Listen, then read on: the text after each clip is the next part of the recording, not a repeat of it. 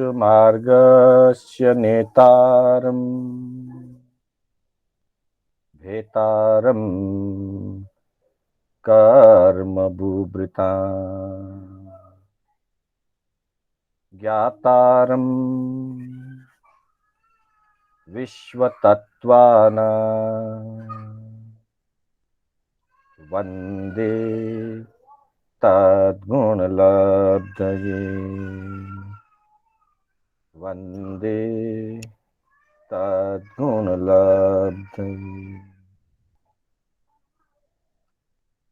अनंत उपकारी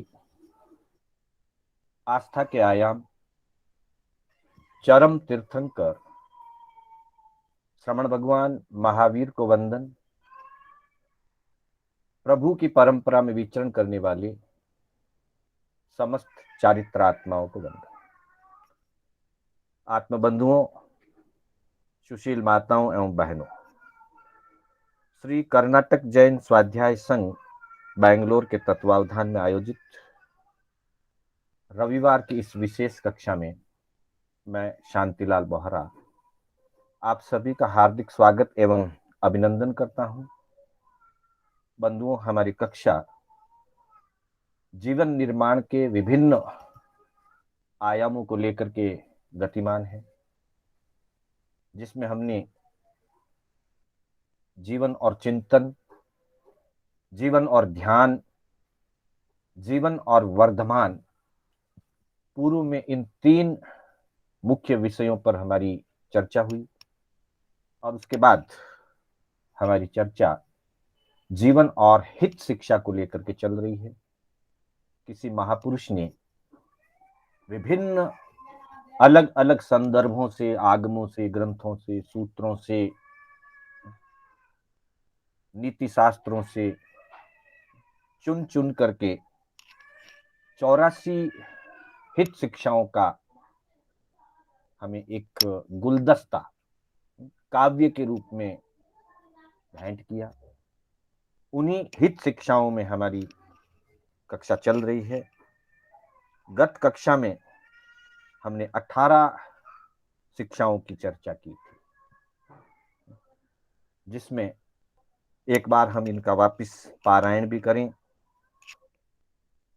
प्रभु सुमरंता चुकिए नहीं, गुरु सेवा से लुकिए नहीं, करनी कर घर भाजे नहीं, धर्म नेम घटाजे नहीं, दान देत अलसाजे नहीं, संत देख टल जाजे नहीं, गुरु बिना शीस नमाजे नहीं, गुण बिना शीस नमाजे नहीं, नीति बात उठाजे नहीं, नीची संगति करिए नहीं, ऊंची को परिहरिए नहीं, नृप से वाद वदीजे नहीं, ओछी संगति करिए नहीं, नृप से वाद वदीजे नहीं, ओछी अकल उपाजे नहीं,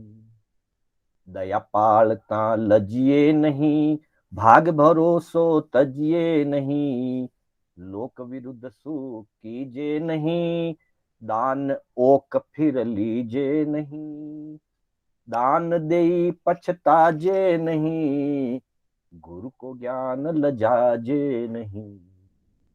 बंधुओं, इन 18 शिक्षाओं की जिसकी अभी हमने चर्चा की, इनकी हमने पूर्व में विस्तार पूर्वक चर्चा की है। आज हम 19वीं शिक्षा से लेकर के 24वीं शिक्षा तक की चर्चा करने का लक्ष्य रख रहे हैं। इन शिक्षाओं के लिए कहा गया है, इनको निषेधात्मक रूप से प्रस्तुत किया गया कि ये दोष रूप हैं, इन दोषों का आचरण नहीं करना चाहिए।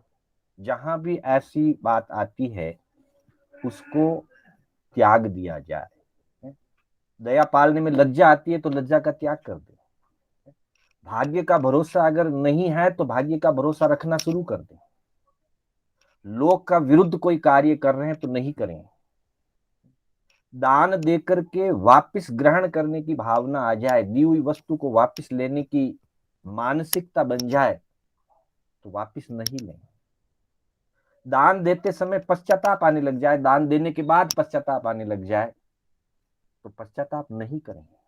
और गुरु से जो ज्ञान प्राप्त हुआ है, जिनवाणी से जो ज्ञान प्राप्त हुआ है, शास्त्रों से जो ज्ञान प्राप्त हुआ है, उसको जीवन में इस तरीके से पालन करें कि गुरु के ज्ञान को लज्जाएं नहीं, गुरु के ज्ञान का अनादर नहीं करें, गुरु के ज्ञान का अपमान नहीं करें। कोई ऐसा ना कहे कल कि इतने अच्छे गुरुओं से, इतने अच्छे शास्त्रों से, जिनवाणी से अच्छी अच्छी शिक्षा प्राप्त की, अच्छे अच्छे ज्ञान को समझा, पर जीवन देखिए कैसा है। ज्ञान तो बहुत है, लेकिन जीवन कैसा है। अगर ये बात कहने सुनने को मिल जाए तो लज्जा आएगी, गुरु को भी लज्जा आएगी। तो कहा कि गुरु को ज्ञान लज्जाजे नहीं। तो कहा कि इन जगहों पर ना देने से सुख उत्पन्न होता है। सामान्य व्यवहार में तो किसी भी कार्य के लिए किसी को मना करें तो अच्छा नहीं लगता, लेकिन ये दोष रूप हैं। इन दोषों पे मना करने से ही सुख मिलता, अर्थात इन दोषों का त्याग करने से ही सुख मिलता है। आज हम अगली गाथाओं से, अगली शिक्षाओं से चर्चा करेंगे। 19 से 24 तक की हम चर्चा आज करने जा रहे हैं। तो कहा है, आन आसरो लीजे नहीं, न्याय अदल विन कीजे नहीं। 19वीं और 20वीं शिक्षा के अंदर बताया कि आन आसरो लीजे नहीं, अर्थात अन्य का सहारा नहीं लें। किसी भी कार्य को करना है, किसी के भरोसे पर नहीं रहें, किसी के आलंबित होकर के नहीं रहें, आश्रित होकर के नहीं रहें। व्यवस्था और व्यवहार में एक दूसरे का सहयोग होता है। परस्परोपग्रहो जीवा नाम का सिद्धांत है जीव के लिए। परस्पर एक दूसरे के सहयोगी बनते हैं, उसमें कोई एतराज नहीं है। लेकिन किसी के भरोसे रह करके, किसी के आश्रित रह करके हम डिपेंडेंट नहीं बन जाए। सहयोग मिलता है, नो प्रॉब्लम, नहीं मिलता है, कोई बात नहीं। सहयोग मिलेगा तो ही काम करूंगा, नहीं तो काम नहीं कर पाऊंगा, ऐसी कमजोर भाव नहीं लाए, ऐसी मानसिक दुर्बलता नहीं लाए। कोई सहयोगी बने ना बने, मुझे अपने कर्तव्य का पालन करना है, मुझे अपनी धर्म आराधना में आगे बढ़ना है, मुझे अपने जीवन को आगे उठाना है, आत्म कल्याण के मार्ग पर आगे बढ़ना है। इस तरीके की सोच, अपनी सकारात्मक सोच, और सबसे बड़ी बात कि मनोबल और आत्मबल हमेशा दृढ़ बना रहे, विश्वास हमेशा मजबूत बना रहे। अगर विश्वास छूट जाता है, मनोबल कमजोर पड़ जाता है, तो व्यक्ति के पास शक्ति होते हुए भी वो कार्य नहीं कर पाता। किसी नीति श्लोककार ने एक श्लोक में कहा है कि अगर कहीं विजय प्राप्त करनी है, किसी कार्य में सफलता प्राप्त करनी है, तो वो कार्य की सफलता मनोबल से प्राप्त होती है, सच्चाई की टेक रखने से प्राप्त होती है, और मनोबल से प्राप्त होती है। हथियारों से या सेनाओं से युद्ध नहीं जीते जाते। अगर हथियारों से और सेनाओं से युद्ध जीते जाते तो फिर रावण विजय प्राप्त करता और राम हार जाते, लेकिन ऐसा नहीं है। रावण के पास सत्य नहीं था, रावण असत्य के आश्रित था, रावण सेना और हथियारों के भरोसे पर था, लेकिन राम का आत्मबल था। राम के पास सत्य की टेक थी, और सत्य की टेक होने के कारण आत्मविश्वास दृढ़ था, और आत्मविश्वास की दृढ़ता के साथ उन्होंने युद्ध को विजय प्राप्त किया। कहने का मतलब यह है कि सफलता का मूल केंद्र जो है, बाकी की चीजें साधन है, साधन काम आएंगे, साधनों के बिना काम नहीं होता, ये बात अपनी जगह सही है, लेकिन साधनों से सिर्फ काम नहीं होता है। साधन सहयोगी बन सकते हैं, पर मूल जो केंद्र बिंदु है वो अपना आत्मविश्वास है। मूल जो केंद्र बिंदु है वो अपना स्वयं का पराक्रम है। इसलिए कहा, आन आसरो लीजिए, किसी अन्य का आसरा, उसके भरोसे नहीं रहें। कि वो होगा तो मेरा काम होगा, नहीं तो नहीं होगा, ऐसा नहीं। और विशेष करके धर्म साधना में तो किसी का सहारा वांछित ही नहीं रखना चाहिए, किसी के सहारे की कामना भी नहीं करनी चाहिए। इसके संदर्भ में प्रभु महावीर का एक प्रसंग हमारे सामने उपस्थित होता है, ग्रंथों में, आगमों में उसका वर्णन मिलता है कि जिस समय प्रभु महावीर ने संयम ग्रहण किया, 30 वर्ष की आयु, और प्रभु ने संयम स्वीकार कर लिया। संयम स्वीकार करने के बाद पहले ही दिन में उनको उपसर्ग आने लगे, परीक्षा आने लगी। डे 1 से उनके जीवन में उपसर्ग और परीक्षा चलते रहे। और संयोग से उसी समय शक्रेंद्र, जो पहले देवलोक के इंद्र हैं, सौधर्मेंद्र भी उनको कहते हैं, शक्रेंद्र का अवधि ज्ञान का उपयोग लगाना हुआ। और उन्होंने अपने अवधि ज्ञान के उपयोग में देखा कि एक जंगल में प्रभु खड़े हैं, ध्यानस्थ खड़े हैं, और एक ग्वाला प्रभु को कोड़ों से मारने के लिए उद्यत हो रहा है। ये संयोग की बात है। मुख्य रूप से प्रभु के जीवन में पहला जो उपसर्ग आया वो भी एक ग्वाले के निमित्त से आया, और बड़ा अंतिम उपसर्ग भी एक ग्वाले के निमित्त से आया। पहले उपसर्ग में कोई एक ग्वाला प्रभु को कोड़ों से मारने के लिए उद्यत था, हंटर लगाने के लिए उद्यत था। और अंतिम जो उपसर्ग बड़ा आया था उसमें एक ग्वाले ने प्रभु के कानों में कीले ठोके। दोनों अलग अलग है, घटनाएं अलग अलग है, संयोग एक जैसा है। तो शक्रेंद्र का उपयोग लगा, शक्रेंद्र अपने वैक्रिय बल से नीचे आए, उसने ग्वाले को समझा करके वहां से भेज दिया और प्रभु के चरणों में बैठ गया। शक्रेंद्र थोड़ी देर प्रभु के चरणों में बैठे रहे। कुछ समय के बाद जब प्रभु का कायोत्सर्ग पूरा हुआ, ध्यान पूरा हुआ, प्रभु ने अपना कायोत्सर्ग खोला, तो शक्रेंद्र ने उनके चरणों में एक विनती प्रस्तुत की कि भगवान, आपके साधना काल में, आपकी आराधना काल में बहुत सारे उपसर्ग आएंगे, बहुत सारे परिशह आएंगे, और अनेक अज्ञानी जीव जो नहीं जानते हैं, जो धर्म का स्वरूप नहीं समझते हैं, आपकी महानता और आपकी साधना का स्वरूप और महत्व नहीं जानते हैं, ऐसे अज्ञानी लोग आपको कष्ट देंगे, आपको पीड़ा पहुंचाएंगे, आपको उपसर्ग देंगे। अतः मेरी अंतर इच्छा है, मेरी अंतर भावना है कि मैं पूरी साधना काल में, आपके पूरे आराधना काल में, जब तक आपको केवल ज्ञान की प्राप्ति हो, वहां तक मैं प्रतिपल आपके साथ रहूं, ताकि आपके उपसर्गों से और परिशहों से आपकी रक्षा कर सकूं, आपके लिए सहयोगी बनूं, मैं आपकी सेवा करूं, आपका सहयोगी बनूं। जब यह निवेदन, यह विनती शक्रेंद्र महाराज ने, पहले देवलोक के इंद्र सौधर्मेंद्र शक्रेंद्र महाराज ने यह विनती प्रभु महावीर के सामने प्रस्तुत की, प्रभु महावीर ने उसे समझाया, मेरे अशुभ कर्म हैं, मेरे कर्म उदय आएंगे, मुझे अपने कर्मों को काटना है और अपने ही पराक्रम से काटना है। मुझे अपने कर्मों को काटने के लिए किसी का सहारा नहीं लेना है, और सहारा लेने से कर्म कटते भी नहीं। स्वयं बांधे कर्म स्वयं भोगेंगे, समता भाव में रह करके भोगेंगे, आत्मविश्वास कायम रख करके भोगेंगे, तभी कर्म कटेंगे। किसी के सहारे से किसी की साधना नहीं फलती, किसी के सहारे से किसी को केवल ज्ञान की प्राप्ति नहीं होती।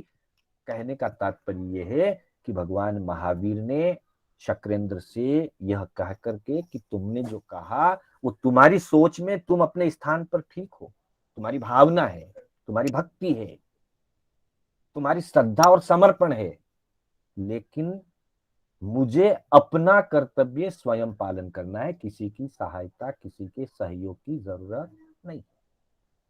ऐसी ही चर्चा उत्तरार्जन सूत्र के 29वें अध्ययन के अंदर, 29वें अध्ययन में जहां 73 बोलों की चर्चा हुई है, 39वां बोल, वहां लिखा है प्रभु महावीर का यह अंतिम उपदेश, वहां फरमाया प्रभु ने कि सहाय पक्ष खाणेनम बनते जीवे किम जनियई, कि अगर कोई साधक सहायता का प्रत्याख्यान कर ले, मतलब मैं किसी की सहायता नहीं लूंगा, मैं किसी का सहारा नहीं लूंगा, प्रत्येक कार्य मैं अपने हाथों से करूंगा, स्वावलंबी बनना जिसको कहते हैं, पूर्ण रूपेण self depend, total self depend, स्वावलंबी। तो वहां पूछा गया कि सहायता का प्रत्याख्यान ले ले, सहाय पच्चखाणिनम बनते जीवे किम जन्य, भगवान उत्तर फरमाते हैं कि एकत्व भाव की प्राप्ति होती, एकज्ञ भावम जन्य या एगी भावम जन्य, एकत्व भाव की प्राप्ति होती है, और एकत्व भाव की प्राप्ति होने से जीव समाधि को प्राप्त करता है। अब देखिए, बात छोटी सी दिखती है कि आन आसरो लीजिए नहीं, अन्य की सहायता ना वंचे, कोई करे उसका कर्तव्य है, सहज भाव से हम स्वीकार करें, कोई बात नहीं, लेकिन हम चाहना नहीं रखें कि कोई मेरी सेवा करे, कोई मेरा सहयोग करे, कोई मेरी शुश्रूषा करे, इसकी वांछा नहीं करें। वांछा करने से समाधि भंग होती है, और वांछा नहीं करने से समाधि बनी रहती है।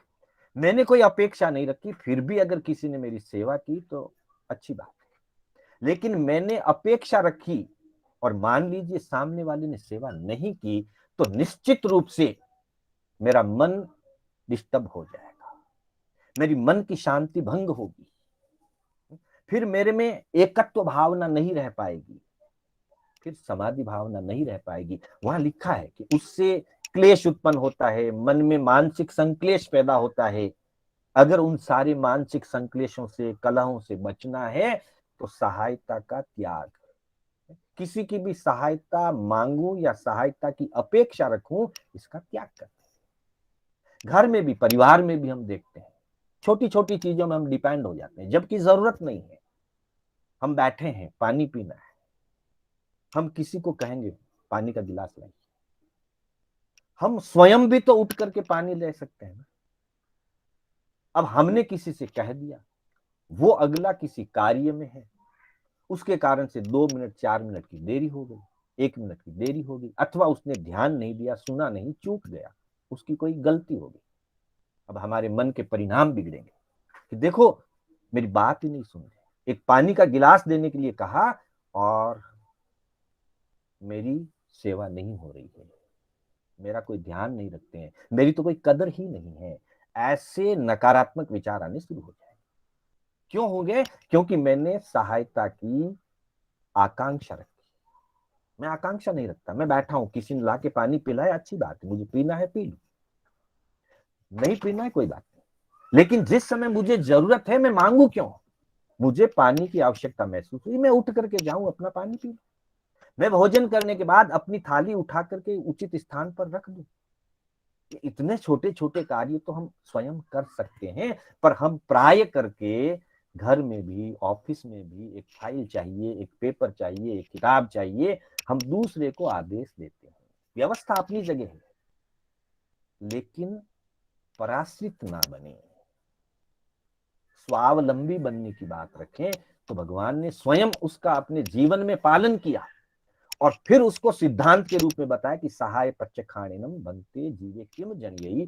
तो कहा कि एकत्व भाव की, मैं अकेला हूं, हम भावना तो एकत्व भाव की बातें हैं, और प्रैक्टिकल में, प्रायोगिक जीवन में पग पग के ऊपर, कदम कदम के ऊपर, छोटी छोटी चीजों के ऊपर डिपेंडेंट बनते हैं, पराश्रित बनते हैं। यह हमारे जीवन के लिए अच्छी बात नहीं है।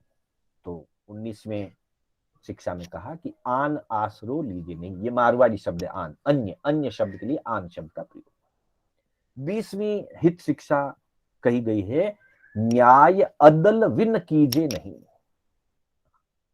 न्याय, न्याय का मतलब ही हमेशा यही होता है कि पूर्ण सच्चाई, पूर्ण निष्पक्षता, पूर्ण तटस्थ भावना से उचित निर्णय करना, किसी के साथ भी हित अहित की कामना नहीं, वास्तविकता के साथ निर्णय देना, सत्य के साथ निर्णय देना, सत्य को सामने रख करके निर्णय देना, उसका मतलब न्याय होता है। और यहां कहा है कि न्याय अदल विन कीजिए। ये अदल शब्द बहुत गहरा शब्द है, बहुत गूढ़ अर्थ को लेकर के है ये अदल शब्द। मूलतः यह अदल शब्द जो है वो अरबी भाषा का शब्द है, अरबी भाषा का शब्द है। हमने प्राय करके हिंदी साहित्य में या सामान्य रूप से कभी भी इस शब्द को बहुत कम ही पढ़ा होगा या शायद पढ़ा ही नहीं होगा। तो अरबी भाषा का ये शब्द है जिसका अर्थ है पक्षपात रहित होना। दल का मतलब होता है समूह, ग्रुप। ये मेरा दल है, ये आपका दल है, ये मेरा ग्रुप है, ये आपका ग्रुप है। ग्रुपिज्म जिसको कहते हैं, जहां दलगत नीतियां होती है, ग्रुपिज्म होता है, वहां सत्य और असत्य का पक्ष नहीं देखा जाता है, लेकिन मेरे और तेरे के हिसाब से दृष्टि जाती है। ये मेरे पक्ष का है तो फिर मैं उसके साथ फेवर करूंगा, उसका समर्थन करूंगा, गलत हो भी समर्थन करूंगा। और ये विपक्ष का है, ये दूसरे दल का है, सही हो तो भी मैं विरोध करूंगा। ये न्याय नहीं। इसलिए कहा पक्षपात के बिना, निष्पक्षता के बिना कभी न्याय नहीं करना, पक्षपात रख करके न्याय नहीं करना। अगर कहीं न्याय करना है, निर्णय देना है, तो निष्पक्ष होकर के निर्णय देना चाहिए, पक्षपात रहित होकर के निर्णय देना चाहिए, दलगत राजनीति से ऊपर उठ करके निर्णय देना चाहिए। जब दलगत राजनीति के दबाव में व्यक्ति रहता है, अपने और पराये के दबाव में व्यक्ति रहता है, तब वो सही निर्णय नहीं कर सकता। उर्दू भाषा में भी इस शब्द का प्रयोग हुआ है और जिसका अर्थ होता है यथार्थ। जो जैसा है उसके अनुसार उसके साथ निर्णय दो, उसको उसके लेवल का मान सम्मान दो, उसको वहां अदल कहा गया है। भगवान को भगवान, ये उर्दू बात है। इस्लाम धर्म में कहा गया है कि भगवान को भगवान समझो, मौलवी को मौलवी समझो। जो मैसेंजर है, पैगंबर है, उसको पैगंबर समझो। पैगंबर भगवान नहीं है और भगवान पैगंबर नहीं। इस यथार्थता को स्वीकार करना इस्लाम के अनुसार उसको अदल कहा गया है। अर्थात जो जिस स्तर का है उसे उसी स्तर का मानना, उसको उस स्तर का मान सम्मान देना। और जहां निर्णय की बात आए तो वहां बिल्कुल निष्पक्ष होकर के, दलगत व्यवस्था से ऊपर उठ करके हमेशा सत्य का साथ देना। और आध्यात्मिक दृष्टि से अगर देखा जाए तो अदल शब्द का विशेष अर्थ होता है सम्यक।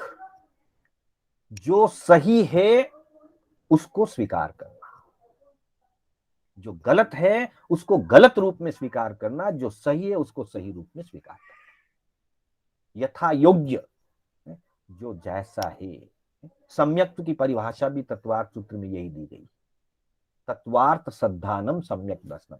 तत्व का जो स्वरूप है, जैसा जिस तत्व का स्वरूप है उसको उसी स्वरूप में स्वीकार करना, वैसी ही श्रद्धा रखना, उसका नाम सम्यक दर्शन। अदल शब्द के यही इस प्रकार के अर्थ हैं।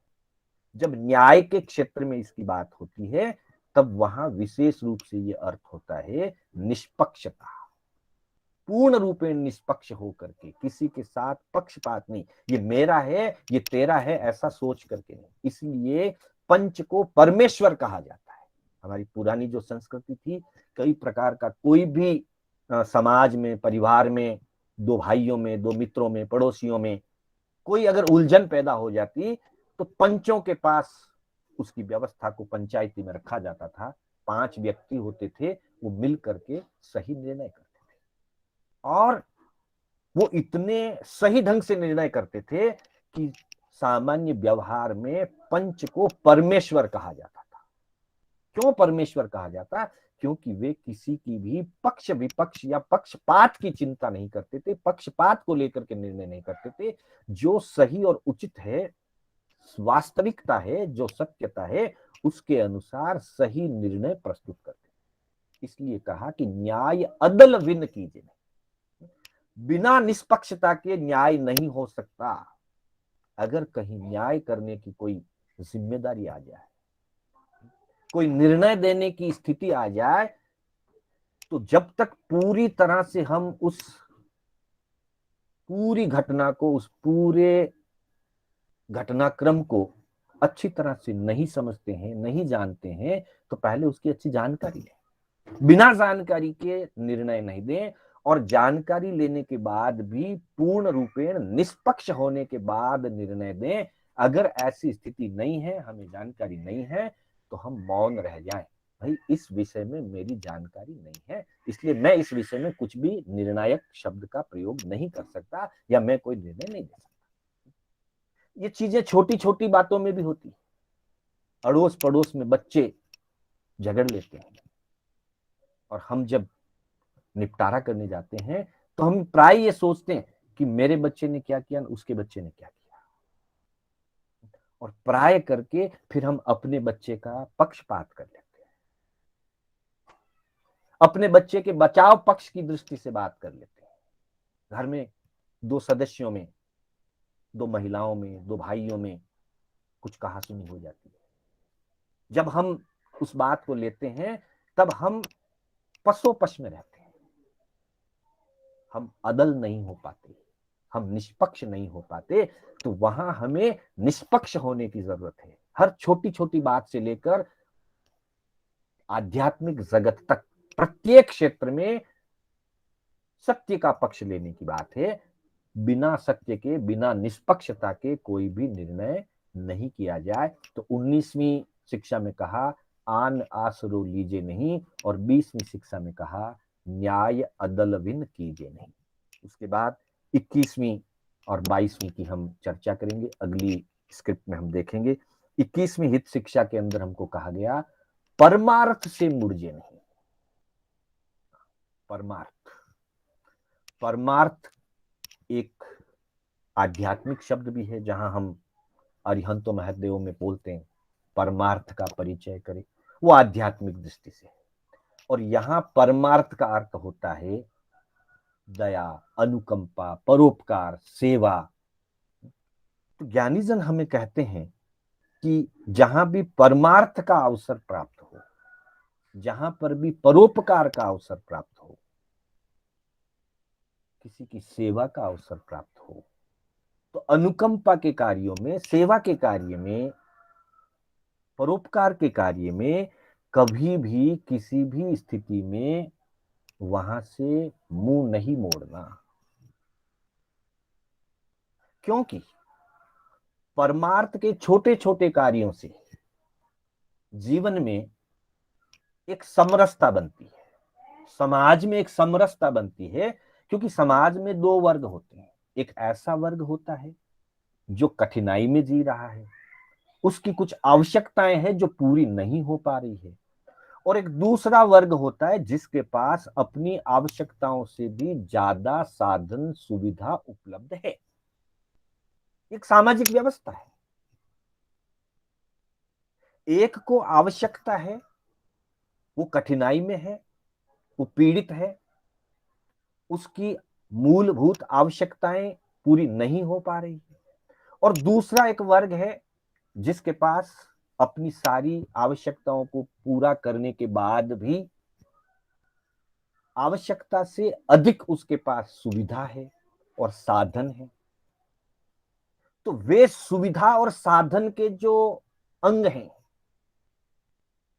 उन अंगों का समाज के उस वर्ग के लिए उपयोग करना जो उनके लिए उपयोगी है, जो उनके लिए साता पहुंचाएंगे, जो उनके लिए जीवन में सुविधा उत्पन्न करेंगे, ऐसी वस्तुओं का दूसरों के लिए उपयोग करवाना, दूसरों को दे देना, उसका नाम है परमार्थ।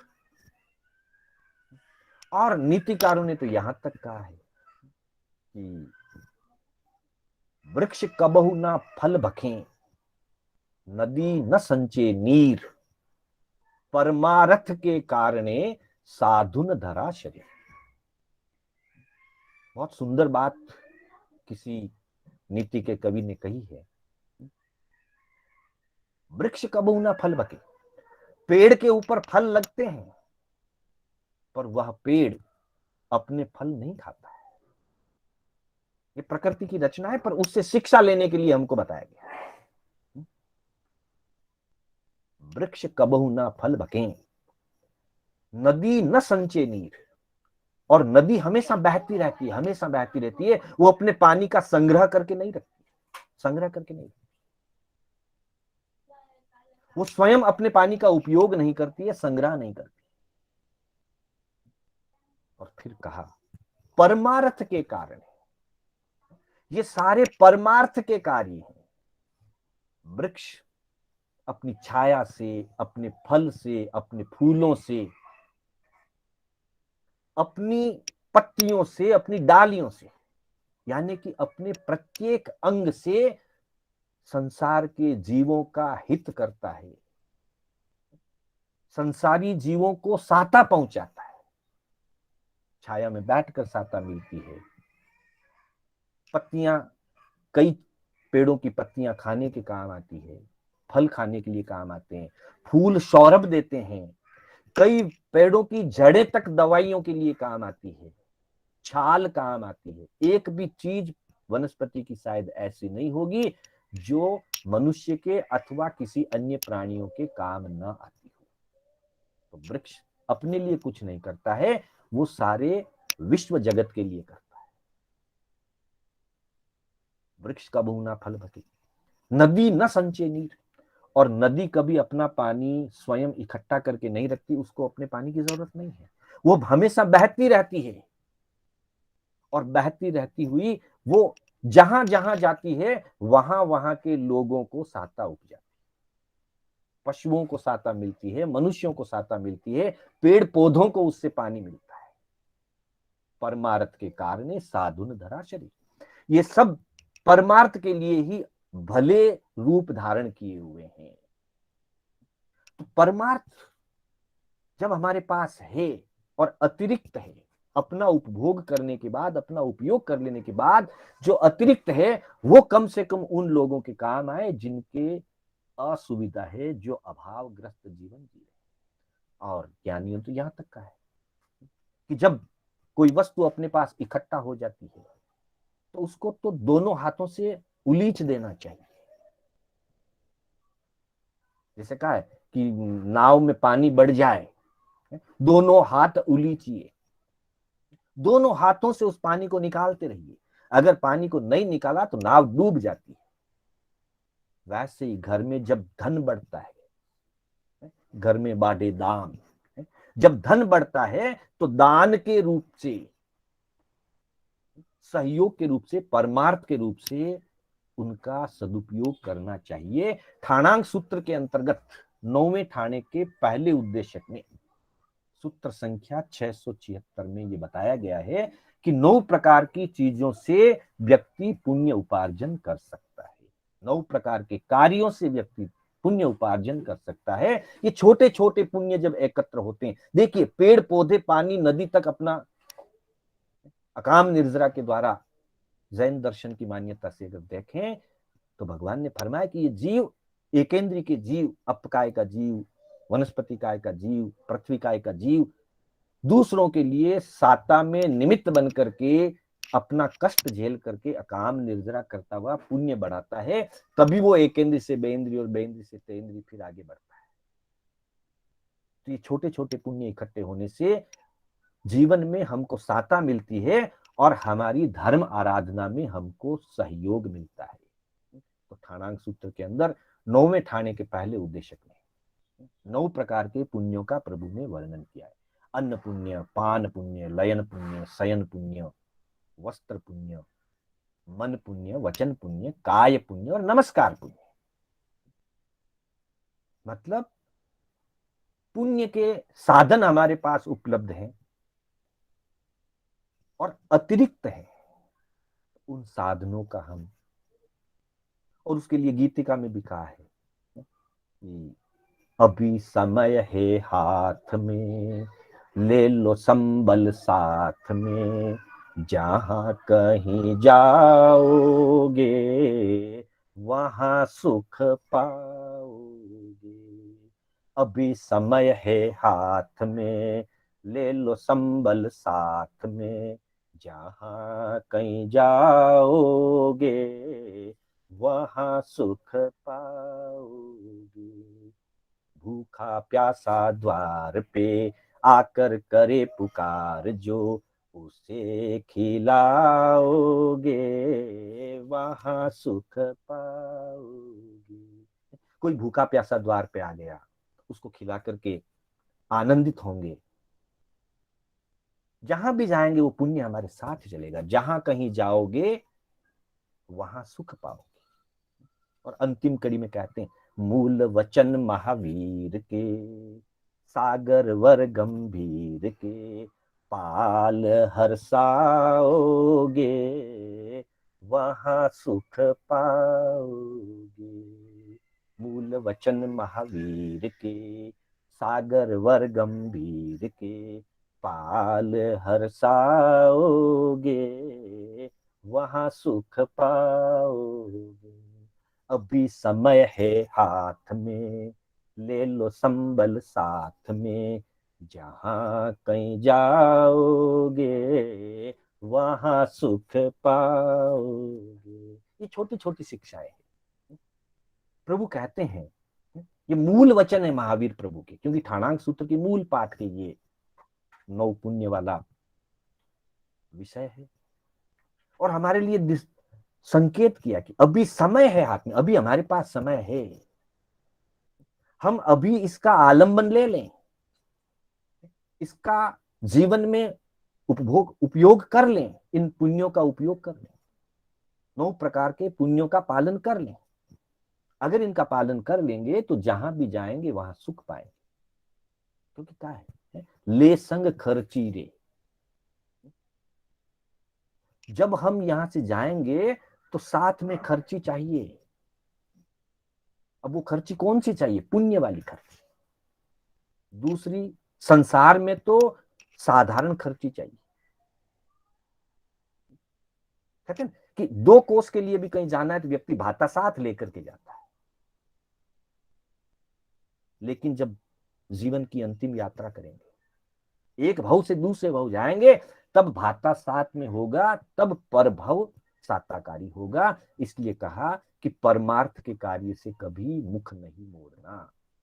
ये सैद्धांतिक दृष्टि से भी आगम में कहा गया है, नीतिकारों ने भी इसकी बात कही है, अन्य अन्य कविताओं में भी अनेक महापुरुषों ने इसके बारे में अपनी बात कही है कि परमार्थ के कार्यों से, अनुकंपा के कार्यों से कभी मुंह नहीं मोड़ना। और उसके बाद का उजड़ मार्ग खड़जे नहीं। 22वीं शिक्षा में कहते हैं उजड़ मार्ग खड़जे नहीं, अर्थात कोई उत्पत है, उजड़ मार्ग है, वीरान रास्ता है, छोटी गली संकड़ी गली है, ऐसे स्थान पर नहीं खड़े रहें। वहां जान को भी खतरा है, माल को भी खतरा है, धर्म को भी खतरा है, शील को भी खतरा है। हर दृष्टि से वहां हमारे लिए खतरा ही खतरा है। इसलिए कह दिया उजड़ मार्ग खड़े। और अपनी मारवाड़ की एक कहावत है, चालनो तो सीधे मार्ग, पड़े चाहे फिर।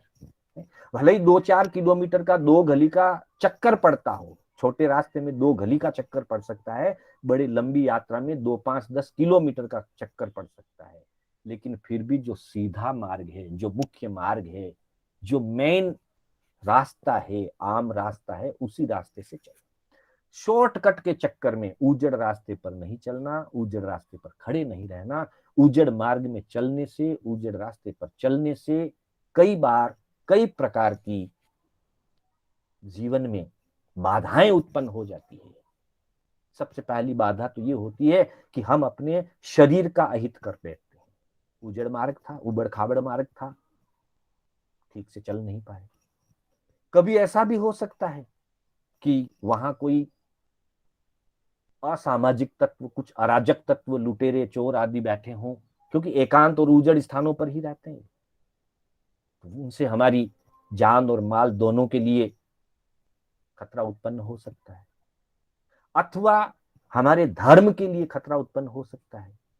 एकांत स्थान को देख करके कोई हमारी, मुख्य रूप से महिलाओं के लिए ये विशेष रूप से कहा गया है कि उनके शील धर्म के ऊपर भी कभी कोई बाधा उत्पन्न हो सकती है। इसलिए चाहे चक्कर पड़े, चाहे 100 कदम ज्यादा चलना पड़े, चाहे 2 गली का चक्कर ज्यादा पड़े, लेकिन चालनो तो सीधे मार्ग पड़े, चाहे एक फेरा एक्स्ट्रा लगाना पड़े, पर शॉर्टकट के चक्कर में अपने जान माल धर्म और शरीर की सुरक्षा को खतरे में नहीं डालना। उत्तरार्जुन सूत्र के अंतर्गत जहां विनय सूत्र का वर्णन दिया है पहले अध्ययन में, अलग अलग अपेक्षाओं से वहां मन विनय, वचन विनय, काय विनय, सभी अपेक्षाओं से वर्णन दिया, उपचार विनय आदि। तो वहां एक जगह है संधिसु नेव चिट्ठी, जो छोटी संधि है, छोटी गली है, संकड़ी गली है, साधु को ऐसी संकड़ी गली में जाना नहीं चाहिए, वहां खड़े नहीं रहना चाहिए। शंका का स्थान उत्पन्न हो जाता है। वहां यहां तक भी कह दिया है कि एक जगह ऐसे स्थान पर खड़े होकर के नेव चिट्ठे नेव संलवी, वहां खड़े रह करके किसी साधु को किसी महिला से बात नहीं करनी चाहिए और किसी साध्वी को किसी पुरुष से बात नहीं करनी चाहिए। ऐसी संधि जैसी गली में, ऐसी संकड़ी गली में जो रास्ता बराबर दूसरी छोर तक दिखाई नहीं देता हो, जहां आने जाने वाले लोग बहुत कम हों, वैसे मार्ग से साधु साध्वी को, भले व्यक्ति को, श्रावक श्राविका को ऐसे रास्तों से गुजरना नहीं चाहिए, ऐसे रास्तों में खड़े नहीं रहना चाहिए, ऐसे रास्ते में एकांत में किसी से बातचीत नहीं करना चाहिए। कभी कभी ऐसे रास्तों पे एकांत में खड़े रहकर बातचीत करने पर दूसरे लोगों के मन में अनावश्यक रूप से शंका उत्पन्न हो जाती है और वो हमारे लिए अहितकर होती है। इसलिए व्यावहारिक दृष्टि से भी ये जरूरी है और धार्मिक दृष्टि से भी ये जरूरी है कि कैसी भी स्थिति हो, लेकिन इस प्रकार के एकांत स्थान में खड़े रह करके उत्पथ मार्ग में चल करके अपने जीवन को खतरे में नहीं डालें। उसके बाद में 23वीं और 24वीं शिक्षा की हम बात करेंगे। 23वीं शिक्षा में कहा गया है कि मन को मान्यो कीजिए नहीं, और 24वीं में कहते हैं कि दगा किसी को दीजिए नहीं। मन को मान्यो कीजिए नहीं अर्थात मनमानी नहीं करें, मर्यादाओं का पालन करें, बड़ों की आज्ञा का पालन करें, देव गुरु धर्म और शास्त्र की जो शिक्षाएं हैं, नीति शिक्षाएं हैं, समाज की जो दिशा निर्देश है, उनके अनुसार जीवन का यापन होना चाहिए, उनके अनुसार जीवन को चलाना चाहिए, लेकिन मन मर्जी नहीं करना। क्योंकि मन एक ऐसी चंचल धारा है जिसका एक पल का भी ठिकाना नहीं। भगवान ने फरमाया है जम सेयम तम समाये, निर्णय करो, समझो, जानो क्या अच्छा है क्या खराब। सोचा जानई कल्याणम, सोचा जानई पावगम, उभयमपि जानई सोचा, जम सेयम तम समायरे। सुन करके कल्याण के मार्ग को जान लो, सुन करके पतन के मार्ग को भी जान लो। दोनों मार्ग को जानने के बाद, कल्याण मार्ग और पतन मार्ग, हित मार्ग और अहित मार्ग, श्रेय मार्ग और प्रेय मार्ग, दोनों मार्गों को जानने के बाद जम सेयम तम समायरे, जो श्रेयस्कर है, जो हितकर है, जो आत्म कल्याणकारी है, उसका सम्यक आचरण करें। अर्थात मनमानी नहीं करें। मनमानी में स्थिति ऐसी बनती है कि व्यक्ति श्रेयस्कर को नहीं स्वीकार करता, व्यक्ति प्रेय मार्ग को चुनता है। मन हमेशा प्रेय मार्ग को चुनता है और आत्मा हमेशा श्रेय मार्ग के लिए अपना मत जाहिर करती है। आत्मा की आवाज आएगी कि ये अच्छा है ये कर, ये अच्छा नहीं ये मत कर, लेकिन मन कहेगा नहीं नहीं, आज कर लेते हैं, अभी कर लेते हैं, कल नहीं करेंगे, एक दिन कर लेते हैं, आगे आगे नहीं करेंगे। ये मन कहता है। आत्मा कहती है कि नहीं ये गलत है, मत करो। पर ज्यादातर हम अपनी आत्मा की आवाज को दबा देते हैं, और आत्मा की आवाज को दबा करके मन के मत्ते चल पर नीति कारण क्या है? मन के मते न चालिए, मन पलक पलक में और। मन के अनुसार मत चलिए, मन की इच्छा अनुसार मत चलिए, क्योंकि मन तो पलक पलक में बदलता है। मन कामी, मन लालची, मन कपटी, मन चोर, मन के मते न चालिए, मन पलक पलक में और। मन में कभी कामनाएं उठती है, कभी लालच के भाव आते हैं, कभी विकार के भाव आते हैं, कभी चोरी करने के भी भाव आ सकते हैं, कपट करने के भी भाव आ सकते हैं। मतलब जितनी बुराइयां हैं, उन सब बुराइयों का जो अगर कहें कि केंद्र बिंदु है, बुराइयों का जो उद्गम स्थल है, वो मन है।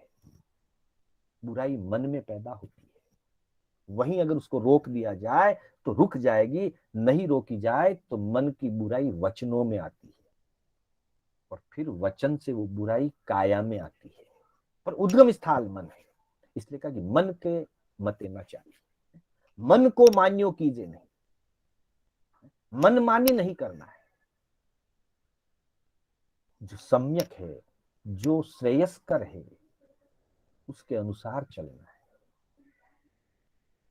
और इसीलिए कहा गया है कि आणाए धम्मो, मनमानी करना अधर्म है। और देव गुरु धर्म शास्त्र नीति शास्त्र अनुभवी जनों की शिक्षाएं, हित शिक्षाएं, नीति शिक्षाएं, इनका पालन करना धर्म है। आणाए धम्मो, आज्ञा में धर्म है, आज्ञा का पालन करना धर्म है। और प्रभु महावीर फरमाते हैं आणाए मामघम धम्मम, आज्ञा पालन करने में ही मेरा धर्म है। जो आज्ञा वो देते हैं, साधु के लिए साधु के हिसाब से आज्ञा है, श्रावक के लिए श्रावक के हिसाब से आज्ञा है। अलग अलग लेवल पर जो जिस लेवल का व्यक्ति है, उसके अनुसार उसके जीवन की सामाचारी है, जीवन की मर्यादाएं है, आज्ञाएं हैं। उन आज्ञाओं का पालन करने में ही धर्म है। और उन आज्ञाओं का पालन ना करके अगर मनमानी करने लग जाए, मन में आया आज ये करना है वो कर लिया, कल वो करना है वो कर लिया, क्योंकि मन तो पलक पलक में बदलता रहता है। मन के मते न चालिए, मन पलक पलक में और। एक आंख झपके जितने में तो मन का विचार बदल जाता है। हर क्षण मन के अंदर नए नए विचार पैदा होते रहते हैं, नई नई इच्छाएं, नई नई कामनाएं, नई नई मांगे खड़ी होती रहती है। जितनी मांगे भी पूरी की जाएगी, उचित या अनुचित, उससे कई गुना वापस नई खड़ी हो जाएगी। इसलिए मन का माना न करके जो आत्मा के लिए, जीवन के लिए, संपूर्ण संघ समाज और जीव मात्र के लिए जो श्रेयस्कर है, जो कल्याणकारी है, उसका पालन। क्योंकि मन हमेशा प्रेय की तरफ जाता है। दो रूप हैं, एक है प्रेय, दूसरा है श्रेय। प्रेय का मतलब होता है प्रिय लगने वाले, और श्रेय का मतलब होता है श्रेष्ठ। कई चीजें हमें प्रिय लगती है पर श्रेष्ठ नहीं है, अच्छी नहीं है। हमको प्रिय लगती है, हमारे मन को अच्छी लगती है, प्रिय है हमको, पर श्रेष्ठ नहीं है, अच्छी नहीं है, हितकर नहीं है। हमको गुस्सा करना अच्छा लगता है, हमको किसी की निंदा करनी अच्छी लगती है, ये मन को भाती है। निंदा सुननी भी अच्छी लगती है, निंदा करनी भी अच्छी लगती है, पर वो श्रेष्ठ नहीं है। और हम मन की मानी करते हैं, तब बुराइयों का, पापों का सेवन करते हैं। और अगर मन की मानी ना करें तो सम्यक मार्ग पर चल सकेंगे, आज्ञा में धर्म है, प्रभु की आज्ञा पर चल सकेंगे, देव गुरु धर्म की शिक्षाओं पर चल सकेंगे। इसलिए कहा मन को मान्यो कीजिए। और 24वीं में कहा दगा किसी को दीजिए नहीं। किसी के साथ छल कपट, धोखा, विश्वासघात, बेईमानी, मायाचारी नहीं करनी। और विशेष करके किसी को धोखा नहीं देना। हमारे तत्व ज्ञान के थोकड़ों के अंदर एक थोकड़ा आया हुआ है, महापापी के बोल, जिसके अंतर्गत 12 बोल बताए गए, महापापी के 12 बोल। उन 12 बोलों के अंदर कहा है विश्वासघाती महापापी। कोई किसी का विश्वासघात करता है, किसी को दगा देता है, किसी को धोखा देता है, तो उसको महापापी की संज्ञा दी गई। क्यों? क्योंकि व्यक्ति जब किसी पे भरोसा करता है, किसी पर विश्वास करता है, और फिर हम उसके साथ विश्वासघात कर देते हैं, चाहे व्यापार में हो, चाहे वो राजनीति में हो, चाहे वो परिवार में हो, मित्रों में हो, कहीं पर भी हो सकता है। किसी ने हमारे ऊपर विश्वास किया, हमारा भरोसा किया किसी ने, और हमने उस भरोसे के अंदर घात कर दिया, विश्वासघात कर दिया। उस व्यक्ति को कितना कष्ट होगा, कितनी पीड़ा होगी उस समय उस व्यक्ति को, उसकी कल्पना सामान्य रूप में नहीं की जा सकती।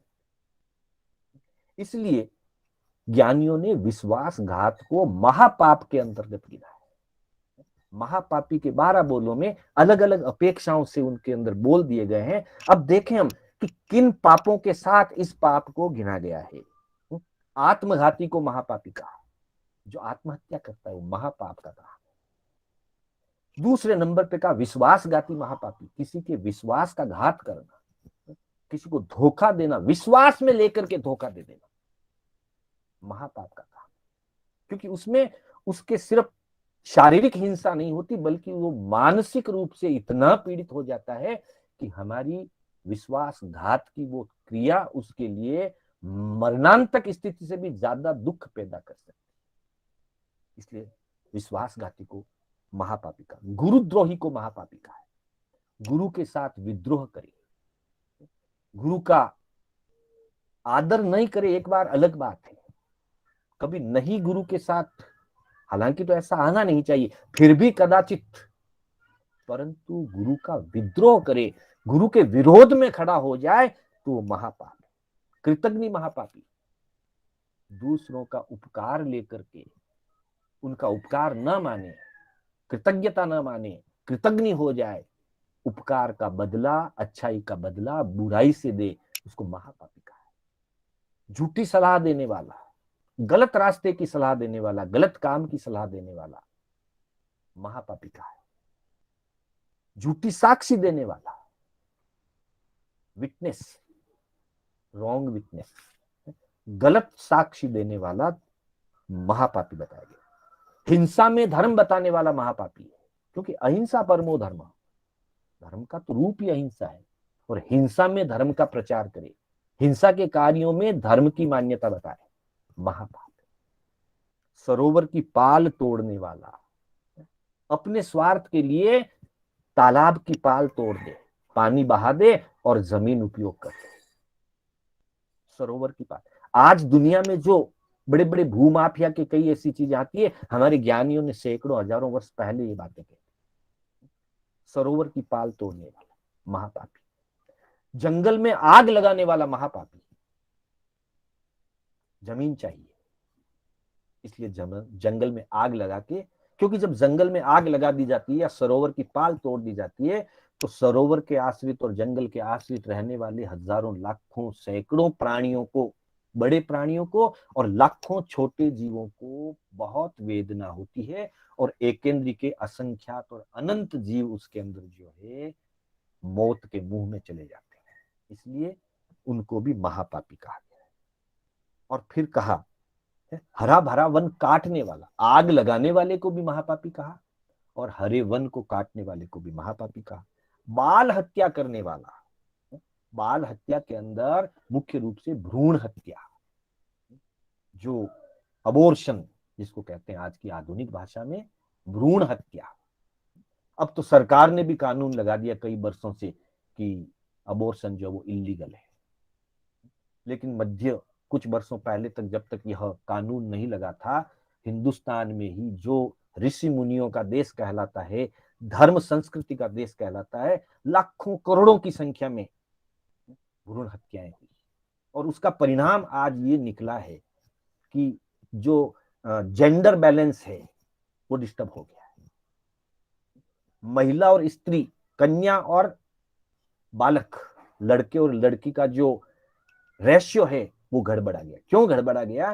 कि मध्य कुछ वर्षों पहले तक लाखों करोड़ों की संख्या में भ्रूण हत्याएं हुई, तो सामाजिक व्यवस्था भी बिगड़ती है। और उस पंचेंद्रिय जीव की हिंसा का बड़ा पाप लगता है। तो कहा कि बाल हत्या करने वाला अर्थात भ्रूण हत्या करने वाला महापापी, और सती साध्वी का शील भंग करने वाला महापापी। तो इस तरह से महापापी के जो 12 बोल बताएं, उसमें दूसरा बोल है विश्वासघाती महापापी।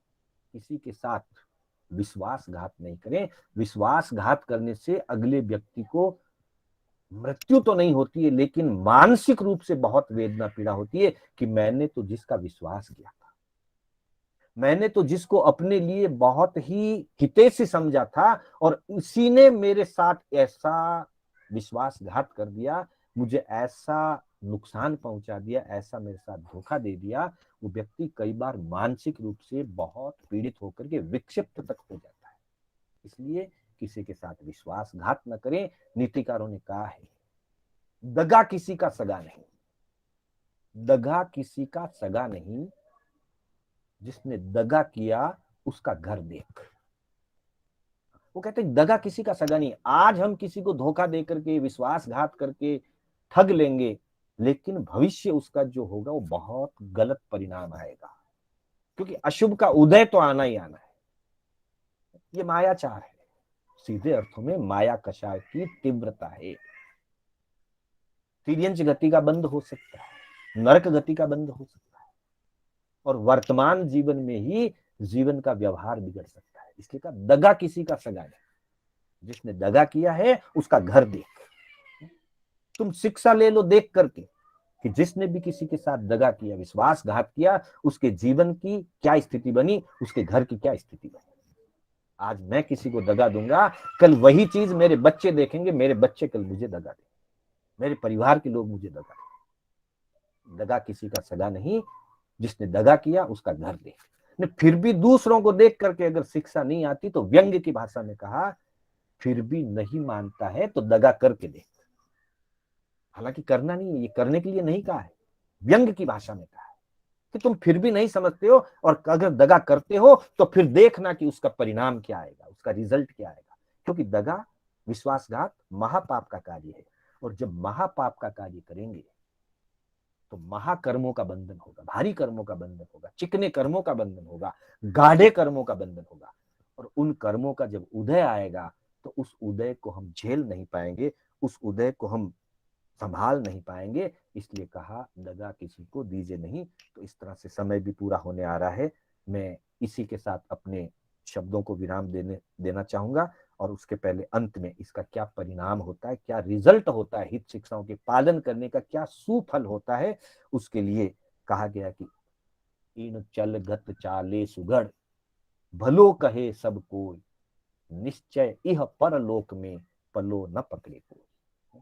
जो सु सुघड़ व्यक्ति, जो सुजान व्यक्ति, जो प्रज्ञावान व्यक्ति, मतिमान व्यक्ति इन शिक्षाओं का पालन करता है, इन शिक्षाओं के अनुरूप अपने जीवन का संचालन करता है, वो सारे जगत में भला व्यक्ति कहलाता है, और निश्चित ही उसका इस लोक और परलोक दोनों सुधरते हैं। कहीं पर भी उसको कोई बाधा नहीं आती है, कोई उसको रुकावट नहीं डालता है, पल्लो न पकड़े कोई, अर्थात उसको कोई भी रोकने वाला टोकने वाला नहीं होता है। इन्हीं के साथ मैं अपने शब्दों को विराम दूंगा। आप सभी